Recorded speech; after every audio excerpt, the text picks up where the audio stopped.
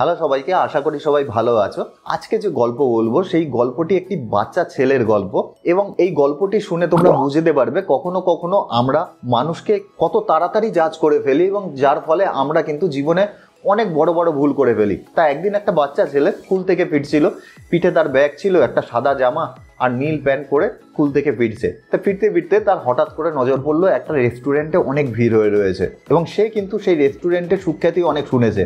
এবার সে যখন রেস্টুরেন্টে ঢুকলো তখন দেখলো মানুষের ভিড় চারিদিকে হয়ে আছে। এখন সে বুঝে পাচ্ছে না যে কতক্ষণ তাকে লাইন দিতে হবে, তবু স্কুল ছুটি হয়ে গেছে যেহেতু সে অনেকক্ষণ সেখানে ওয়েট করলো। ওয়েট করার পরে প্রায় 1 ঘন্টা কেটে গেছে ওয়েট করতে করতে। তারপরে তার নাম্বার আসলো, সে ডাইনিং টেবিলে বসেছে।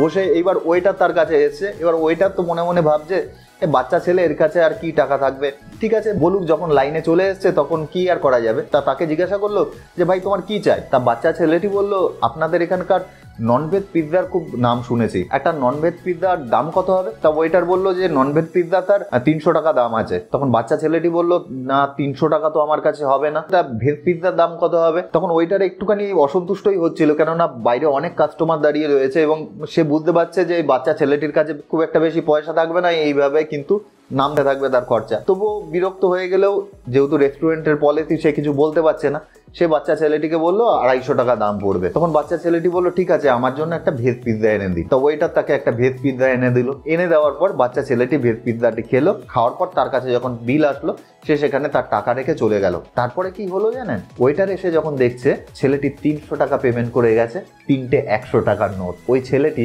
নন ভেজ পিৎজা খেতে চায়নি এই কারণে সে জানি 50 টাকা সেই ওয়েটারকে টিপস দিতে পারে, সেই ওয়েটারকে যেই ওয়েটার কিনা ওই বাচ্চা ছেলেটির সাথে খারাপ ব্যবহার করছিল। তা বন্ধুরা, এই ধরনের ভুল কিন্তু আমাদের সাথেও হয়। আমাদের অনেক সময় অনেক ব্যক্তির সাথে পরিচয় হয়, আমরা কিন্তু তার পোশাক আশাক দেখে তাকে জাজ করে ফেলি এবং নিজের মনের মধ্যে একটা পিকচার বানিয়ে নিই যে সেই ব্যক্তি কিরকম হতে পারে। তা বন্ধুরা, আজকে এই ভিডিওর মাধ্যমে তোমাদেরকে বলবো লাইফে কোনোদিন জাজমেন্টাল হয়েও না, কাউকে ফট করে জাজ করে নিও না।